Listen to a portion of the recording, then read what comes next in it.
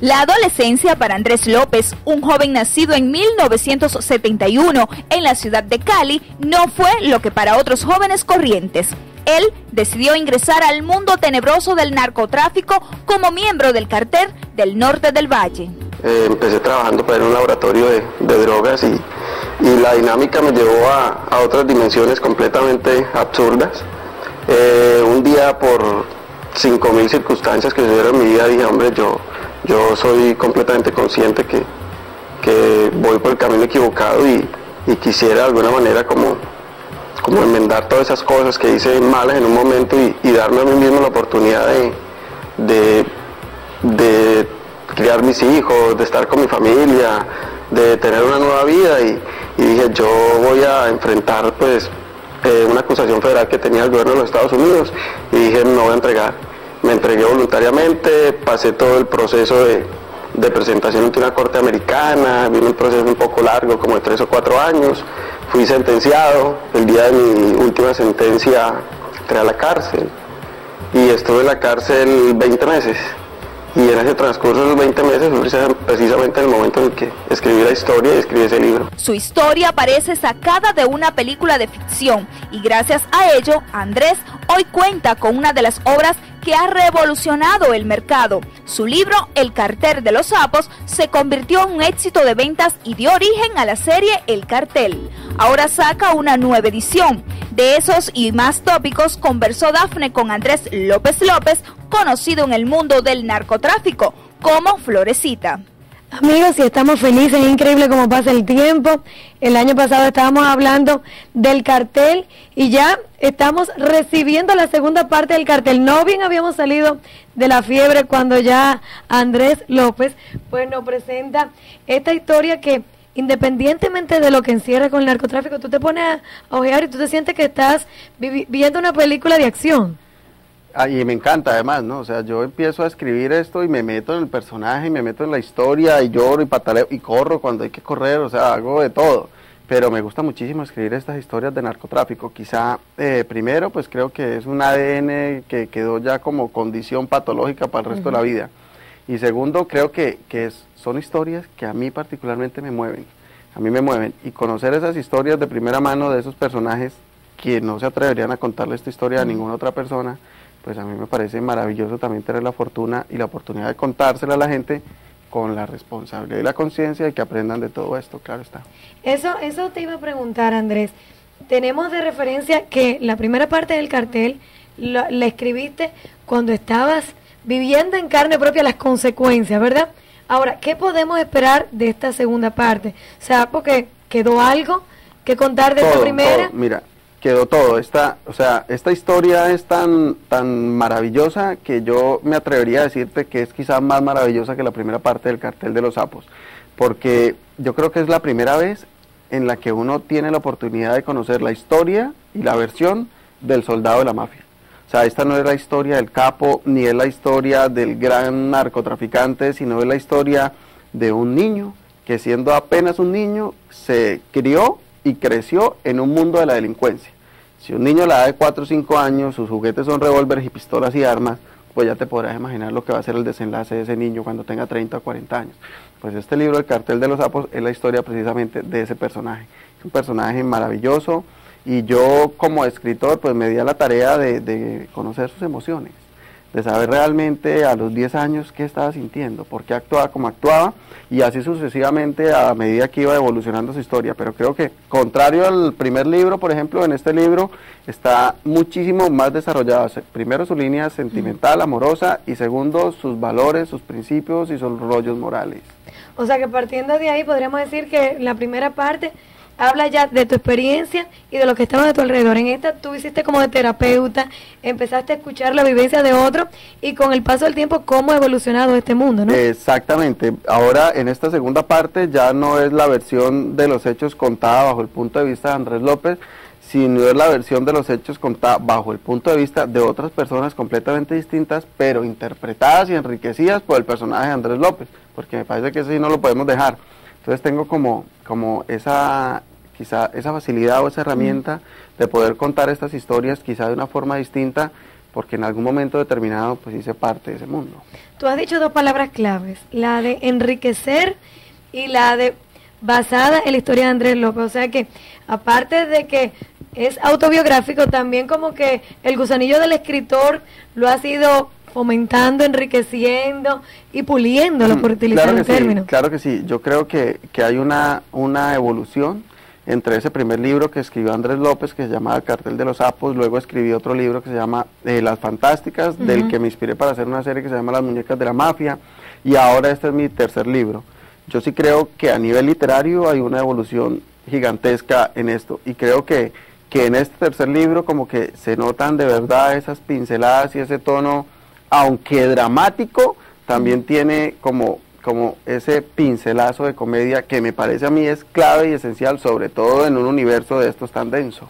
Tú sabes que, hablando precisamente de eso, yo estaba leyendo la sinopsis del libro, te confieso que aún no lo he leído, pero sí estaba hojeándolo rápido, y por eso decía, parece la verdad que la narración de una historia de acción, pero también en el briefing dice, bueno, esto no tiene nada que ver ni con la primera parte, ni con ninguna segunda parte, sino que son hechos reales del que se está haciendo una película. Yo ya vendí los derechos audiovisuales de esta segunda parte de este cartel de los sapos. Estoy escribiendo los libretos de la serie de televisión de esta, y la película, inspirada tanto en este libro como en el primer libro, ya la terminamos de grabar. O sea, la terminamos de rodar, y ahí sí está Manolo Cardona, está Martín González, está Fresita, está Andrés López, están los personajes que a la gente realmente le parecían divertidos y con los que la gente se identificaba de esa primera temporada.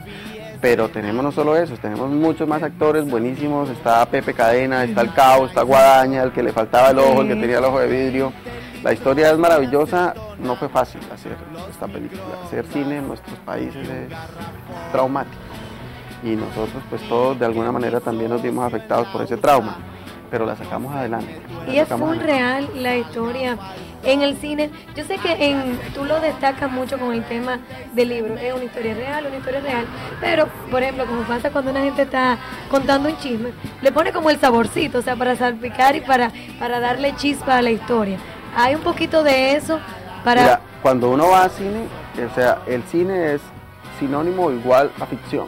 O sea, no podemos pretender ir a cine a creer que lo que nos están mostrando es producto 100% de la realidad, porque precisamente en el cine el guionista se da la libertad de ficcionar esas situaciones que en un universo real o en un mundo real no funcionan. Entonces la película como tal está inspirada en hechos reales, basada en estos dos libros que son biográficos y reales, pero sí el guionista Andrés López pues se dio la libertad quizá de recrear y animar quizá un poco más de una forma dramática los eventos que de verdad necesitaban ser recreados de esa forma. Pero lo más bonito de la película, ¿sabes qué es? Que por primera vez el hilo conductor de la película desde el principio hasta el final es la línea amorosa y sentimental del personaje de Manolo Cardona. Entonces, la primera vez que realmente nos metimos a indagar las situaciones emocionales de Andrés López. Entonces, la historia es maravillosa. Tú dijiste, vamos a hacer un más y más, o sea, Manolo Cardona, good looking, gusta mucho, Andrés López, su genio, entonces como que este es un éxito asegurado por todos los lados. Yo me siento súper afortunado que Manolo Cardona pues se ponga en este papel de interpretar a Andrés López. El good ¿Sabes que cuando Manolo fue a la República Dominicana junto con el Cabito y Guadaña se fue abajo, ¿eh? El presidente mandó un comunicado que él estaba celoso de que ni él andaba con tanta seguridad. Que se fuera Cabo y Guadaña y Martín ya. Así mismo. Que se fuera. Mira, yo me siento afortunado de que Manolo Cardona haya tomado este papel de interpretar a Andrés López, pero pues indudablemente que el good looking es Manolo. Yo pues estoy a años luz de distancia de Manolo Cardona, pero maravilloso. Manolo Cardona es muy bueno, es muy buen actor, es muy buen productor, pero es mejor ser humano. Sí, eso sí es verdad. Transmite esa aura, eso es lo que se nota por arriba de la ropa. Y tú sabes que en nuestro canal, en el grupo, bueno, pues con el cartel fue un palo. También Las Muñecas de la Mafia la transmitimos a nuestro canal hermano, y a nivel de rating, bueno, pues con La Fantástica pasó como lo mismo, o sea, porque la gente lo tomaba de referencia. Bueno, este libro de Las Fantásticas, y yo me imagino que por Twitter, con esto de las redes sociales, muchos hombres te tienen que decir, Andrés, cuéntame de La Fantástica.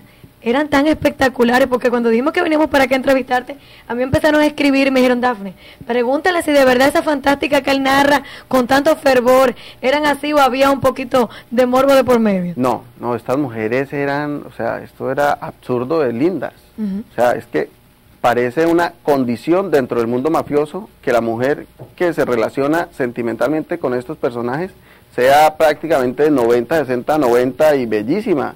O sea, todas estas mujeres que hacen parte de ese libro, Las Fantásticas, y de la serie Las Muñecas de la Mafia, en la vida real eran mujeres espectaculares, o son mujeres espectaculares, porque todas afortunadamente viven hoy en día, pero todas bellísimas. Yo tuve la oportunidad con Juan Camilo Ferrán, que fue con quien escribí esa historia, de conocerlas, de compartir con ellas en todos los aspectos de su vida, menos el emocional y el sentimental, porque nunca nos relacionamos, no porque no fueran bellas, porque eran muy bellas, pero esto era como el psicólogo, mi amor, ya aquí toca a distancia. Pero las historias de ellas alucinantes y las mujeres espectaculares, lastimosamente, comprenden muy tarde el universo y el mundo donde están metidas. Y cuando lo comprenden, ya su historia viene en descenso y al final terminan en un hueco. Hablando de esas historias espectaculares, ¿hay alguna que tú podrías decir, wow, me sorprende, o sea, lo que puede conseguir una mujer por su físico, por su apariencia, o sea, de cómo pueden, pues, las fantásticas, estando conscientes que son fantásticas, o sea, de sacarle provecho a eso? Me sorprenden dos cosas. Uno, la capacidad tan impresionante que tiene una mujer de alcanzar lo que se proponga. Lastimosamente, en el caso de estas, pues era para mal. Eso me sorprende muchísimo. Y otra cosa que también me sorprende muchísimo es la capacidad de ser estúpidos de los narcotraficantes, que piensan que es que todas las mujeres que se acercan son porque los aman. Entonces creo que esas dos cosas me sorprendieron muchísimo. Uno, el que la mujer no entienda que ganarse la vida de una forma decente es muchísimo más tranquilo y más beneficioso para su alma, para su espíritu y para su integridad. Y dos, que el narcotraficante no entiende que es que las mujeres están a su lado simplemente por dinero. ¿Tú no crees que se hayan enamorado que es un ching?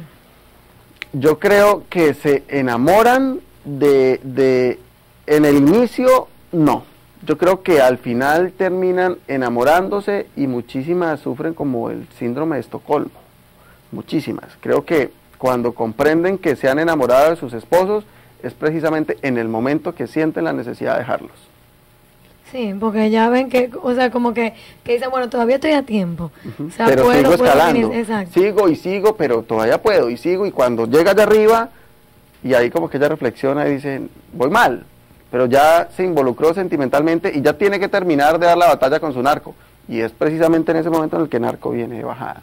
Y cuando llega de bajada, pues viene con ella como si estuvieran tirando de un parapente, y los dos caen allá y se destortillan duro. No le cambies, tras la pausa, más del verdadero protagonista del Cartel de los Sapos.